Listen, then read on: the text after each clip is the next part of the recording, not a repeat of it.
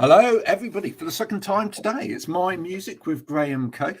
In a minute, I'm going to be speaking to a germ. We won't clean him or anything. We won't wipe him with an antibacterial wipe because actually he's from Jody and the Jerms. If you want to find out more, you need to stay tuned after this.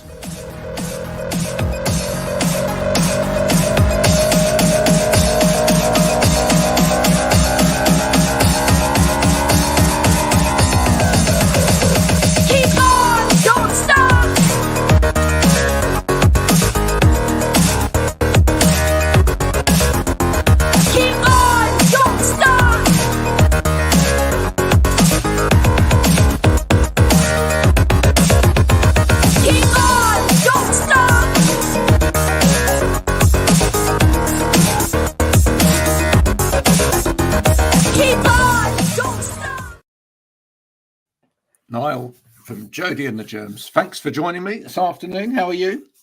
Doing good, Graham. Thanks for having me on this afternoon. It's an absolute pleasure. Before we came on there, we were discussing the benefits and the downsides of the A34. If you're on the A34 this afternoon listening to this, good afternoon. I don't know which direction you're going in. If you're heading south into lesser known territories, Godspeed be with you. If you're off towards Oxford, that is where most of the band that we're about to talk about come from, is it not?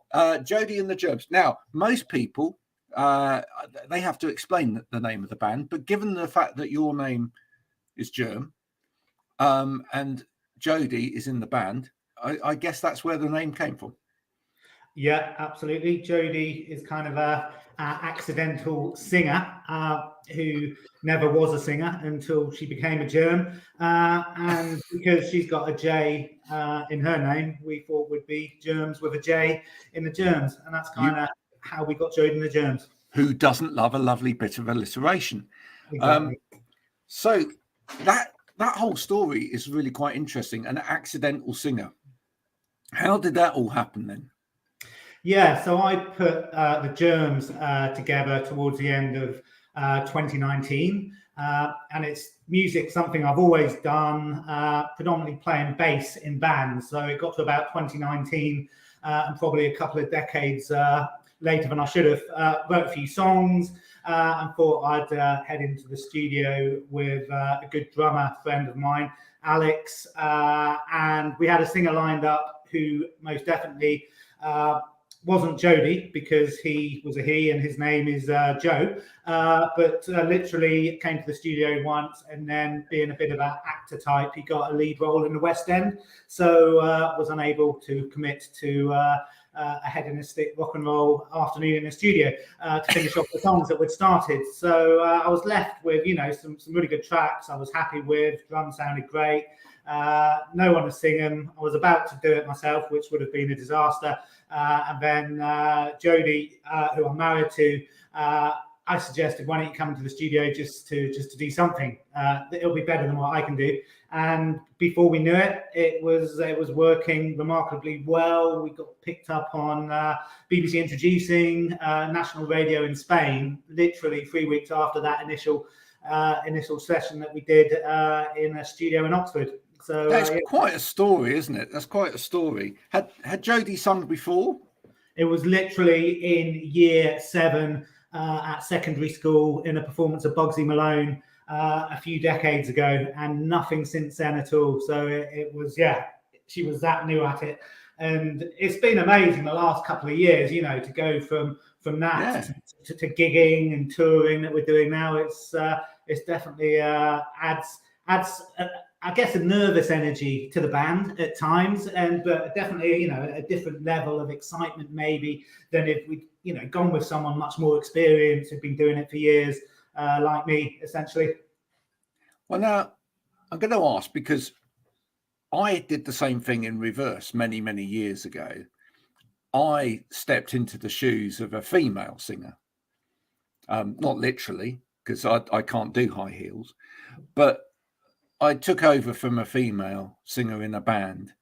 And obviously, when you write a set of songs for a male singer, you write them at a pitch level or whatever, and vice versa. If you write for a female, you perhaps look at particular melody lines and certainly, tonality that works with that voice. So did you have to change anything, or? I know exactly where you're coming from. Absolutely. So, I mean, these songs, it was literally a couple of songs, and they were both in the same key, fortunately, which clearly worked for Jody. And the next few songs that were after that, we kind of stuck to that key as well. And I'd write something that wasn't in that key, and the capo would come out and would be transposing, and working with a range vocally that worked. But as we've gone on with this, that range has increased, and it's been brilliant. Yeah, we've definitely developed the sound, not just with the vocals as well, but a couple of other members had never been in bands as well, like the bass player. Had never played bass before or guitar, but played a bit of piano. So Dave, an old friend, the keyboard player Rob, who's actually my brother-in-law. I've been at weddings with him where he'd be drunk and he could definitely play, the beginning to a Doors song on a piano at 11 o'clock at night. So I thought he'd be up for maybe doing some keyboards, and that's worked perfectly as well. And once again, it's been great. Sort of our early gigs, where the nerves were so high, certainly amongst half of the band, and it was interesting to watch that. And once or twice, literally have to stand at the back of the venue to stop a couple of members leaving before the gig. Oh, really? So almost an alternative title for the band would be the Accidental Band. It just kind of fell together. Really, yeah. But yeah, I guess timing is good. Obviously, we did our first gig in March, I think, 2020, which was great at the Wheatsheaf in Oxford, which was a brilliant venue. Sadly, no longer with us. And then obviously COVID came along. But obviously living with Jody, that's all we did probably for the next year, was literally to write and sing every day, to push ourselves.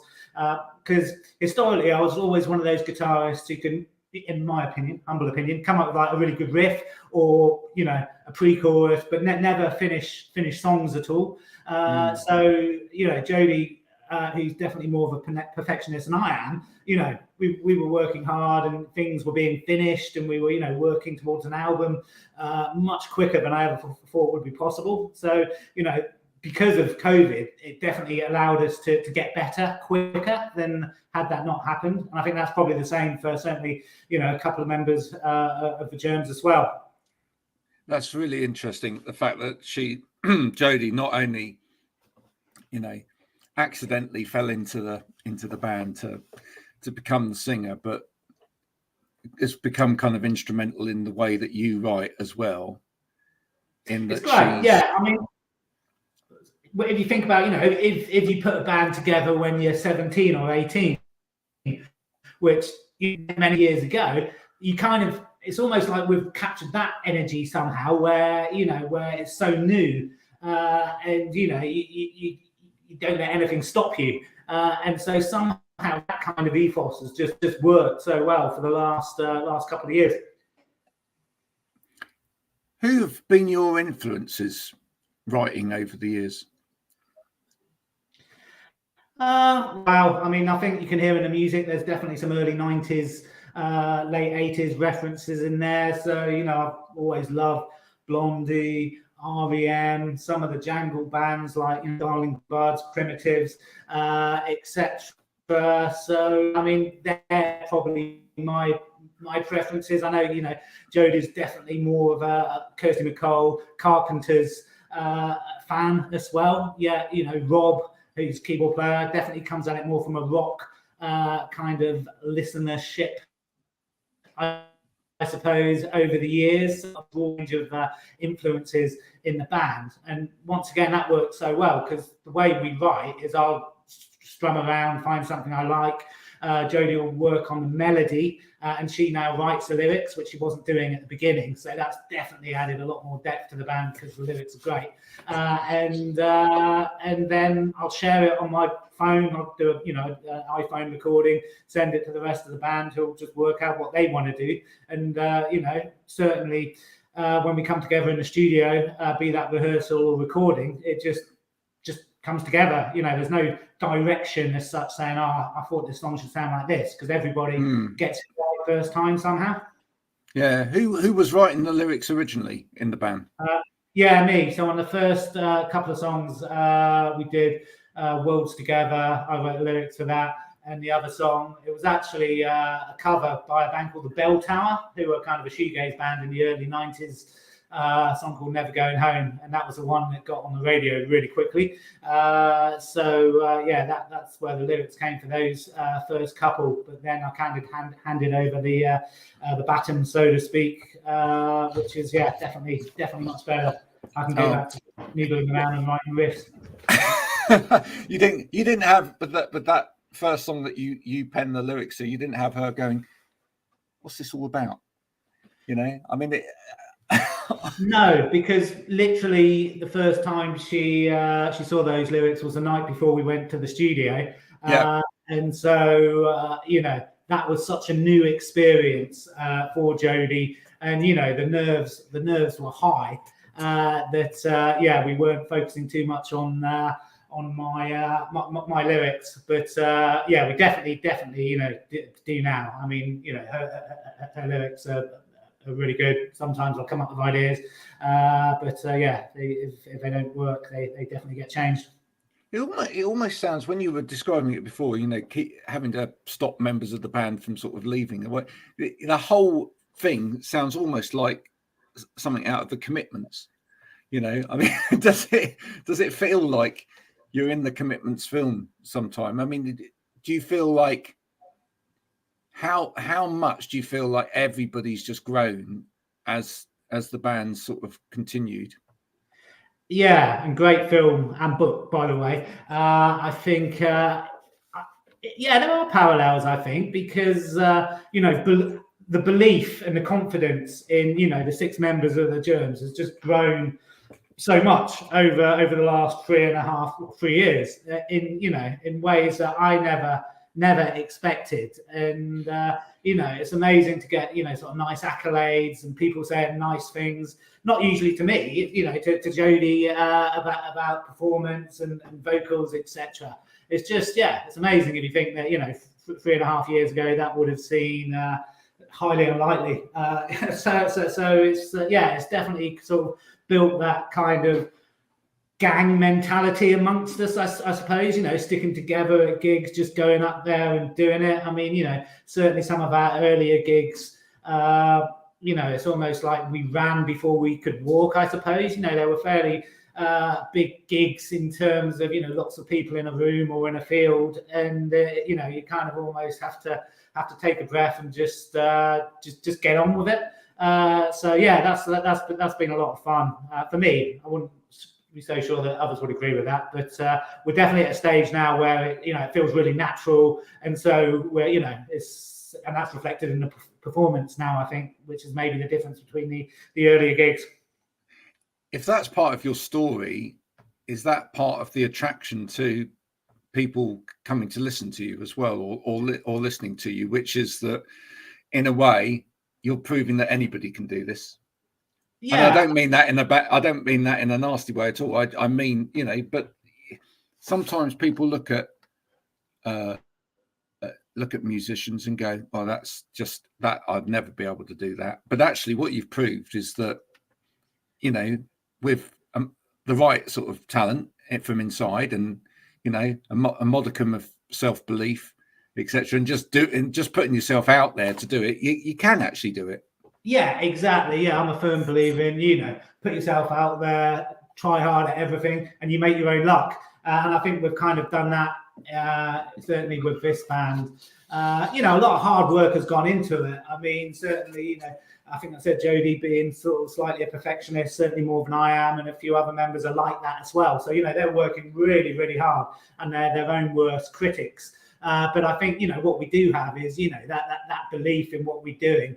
First and foremost, we love it, we enjoy it, we're friends, we're very honest about our music. We're not trying to emulate or copy or, or follow trends or anything like that. What you see is what you get. and that seems to work well. I mean, the last 5 gigs we've done have been pretty much packed out. People getting up early doors, dancing, loving it. So yeah, we're definitely yes, to answer your question. I think people respond to that honesty, maybe, which is refreshing to see. Now you got one track on the album that sounds like you got people stomping on it. Was that actually stomping, or was that? No, that was stomping. There were about 8 of us running up and down a flight of stairs outside the studio. The studio guy, got a couple of microphones out, and I think there's you can hear Jody laughing at the end. That's her literally running up the stairs as she's wearing her Doc Martens. So I mean, we try and reflect, I think, our personality in the recordings as well. We try and keep it fairly live in the studio, and make the most of what's available. And we've been really pleased with the results that we've had in the studios that we've worked in. Yeah. Why did you pick the lead single to be the main single track off the album? So the one that started something is the lead track off the album Wander, that's out next month, and it just stood out to us. So most of what Wander was recorded at a studio called OX4, which is about 15 miles outside of Oxford, down the A34. And Mark Gardner, who's the frontman of Ride, it's his studio. So we were working with him predominantly on Wander. And he just got a really good piano sound, and it just seemed like a really great way to start the album with that kind of piano intro, and to stick that as the first track on the album as well. So that's we're pleased with that. That came out last month, and we've got the next single out on March the 27th, ahead of the album. He seems like one of the busiest men in music at the moment, Mark. He's when he's not off touring the world with Ride and the Charlatans, he seems to be involved in a lot of different projects. Did you learn anything off of Mark? You must have done. Yeah, definitely. I think Jody really enjoyed the experience, because obviously he's a singer. And so she, as a singer, I think got so much kind of insight and tips. They just built a really good relationships as singers when we were recording. I think we all massively benefited from it and enjoyed it. Pete, our other guitarist, he's definitely so talking about compressors, equalizers and microphones. I don't know, I didn't really understand the language. But at the end of the day, Mark he's a really nice guy, got on really well, which created a really kind of creative environment for the album. So it came together really well. And you're right, busy man. We had to squeeze sessions in sort of between going to Australia and then to the US. So a lot of it was done sort of at quite a fast pace and just grabbing the days that were available. But once again, it just worked so well. In a way, did that help? Did the fact that you had to be kind of pacey with it help? Because I think sometimes that does. Yeah, I think so too. Definitely. So going back to COVID, where there wasn't that much studio, everything was shut. So when things were reopening or whatever level or whatever we were allowed to do at the time, we'd grab the space that was available, and if that meant sort of me and the drummer doing something, and then people coming in later, we'd work accordingly. I've really liked not being too calculated about it. I mean, I like the fact that I've just got a demo on the phone sometimes, and sometimes the first time we play these songs has been in the studio. I do like that kind of approach of just going in and doing it rather than sort of calculating it. I know some bands like to demo sort of before they go to the studio, and that spontaneity that's worked really well for us. Just where literally I'll explain a song to the drummer maybe, and we write it down and then just do it, and that's definitely kept energy levels high in the music, I think. Yeah, and you can hear that, I think, in the recording. I think it feels like it's a young band, doesn't it? It does feel like that. Yeah, definitely. And I think that goes back to that, that excitement. I mean, if, half a band haven't done this before, and then all of a sudden you're getting played on national radio or whatever and getting offered some really good gigs, I almost have to say, hang on, it's not always like this. The way it's happened has been really positive and a really good experience. Oh, that's it's so good to hear that. And I think it's refreshing to hear that a band can come together in that way and develop in that way as well, and be appreciated for what you're doing. So I think that is tremendous. So what's the ambition for the band over the next year? Definitely, keep going.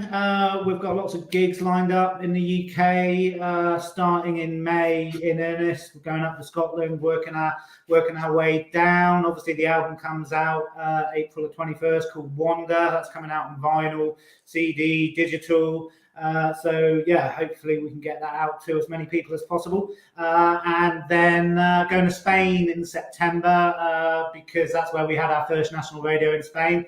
Wow. So we seem to sell a fair few records there. So we'll be doing 3 or 4 nights in Spain in September. And it's weird at the moment because I'm not writing songs and Jody's not writing songs, because we've kind of finished the album and now we're just kind of rehearsing and getting ready for the gigs, which hasn't been the case for the last 3 years. It's almost been, we've been releasing a single pretty much every 6 to 8 weeks for the last 2.5 years. One, because I'm a firm believer in momentum and just keeping your foot on the gas, feeding the machine, etc. But because there's that energy and that excitement, it's happened naturally as well. So everything's just slotted into place, and everything seems to have developed over the course of the last 3 albums. Well, do you know what? I was watching at A Place in the Sun or something like that during the week, as you do, and there was someone that had built a little studio in somewhere in Spain. It was just quite an inexpensive place, apparently, where someone, a band can just kind of go have a few days and knock something up. So maybe that's the key, really. Maybe sometime in 2023, you just need to knock out a few days in a studio with a bottle of wine. We'll do that in Spain. Exactly. Maybe bringing some of that sunshine home, because we certainly need it at the moment, especially today when it's snowed all over the place. Maybe you can get some Spanish influence in there as well. Perhaps take a Spanish guitar. I don't know. Could do. But we've got a gig on Friday in a massive teepee. Right, lovely. A week ago, I was going, it's sold out, so that's good. But I was thinking, it'll be spring-like, the flowers will be out and everybody will have T-shirts on, etc. But it's we've got about 3 inches of snow at the moment, and the venue has as well. So there you go. But I'm sure it'll be a blast anyhow. Well, hopefully, yeah. Hopefully they've got some kind of hot air that they can push in there. What you need, of course, my friend, is lots of people to go there to see that. Is it somewhere that people can still get tickets for, or is that sold out now? It's sold out 2 days ago. Well, there you go. So we'll get lots of pictures and probably do some videoing as well or something. But that's Friday. Then Saturday we're in Aldershot at the West End Centre. International Women's Day concert going on there. That'll be fun. So double header this weekend, and lots more to come. Well, listen, everyone, if you haven't checked out Jody and the Jerms yet, why? You're missing out. The album is called Wonder. The single is called Started Something. That's out now. The album will be out April 21st. April the 21st. It's like an Easter present, really. Yeah. You could buy someone some Easter biscuits and a copy of the album. How about that? That you could gift them that. I'm thinking if anyone pre-orders it on Bandcamp or our website, I'll chuck in a Cadbury's cream egg for every. There you go. Oh, right, wonderful! What a wonderful thing. There you go. You've heard it first. Niall said it. If you pre-order If you pre-order, you get a Cadbury's cream egg with it. Now that is something special. I don't see that happening every day. Best place is Bandcamp, presumably, and your website. Yep. Yeah, JATJ.com, and find us on Bandcamp and all the other usual platforms. So yeah, we've got lots of music out there and more stuff coming very soon. Brilliant. Thanks for joining me today, Niall. Thanks for talking a little bit about your music. Say hi to Jody for us. Jody couldn't make it to the interview in time today because of the snow. This snow is causing too much disruption. This has been My Music with Graham Cave. I hope you've enjoyed it. If you've enjoyed this interview, do retweet it round or push it again in whichever platform that's going out in that you're watching it on now. Follow us on Spotify as well. Share this with your friends. It's not about me. It's about the musicians. We just want people to understand that they've got music out there. Just push it. And if you've enjoyed this so much, tell somebody. That's the key. Tell somebody, because it helps everybody in the long line of things. Until next time, thanks for joining us. Bye for now.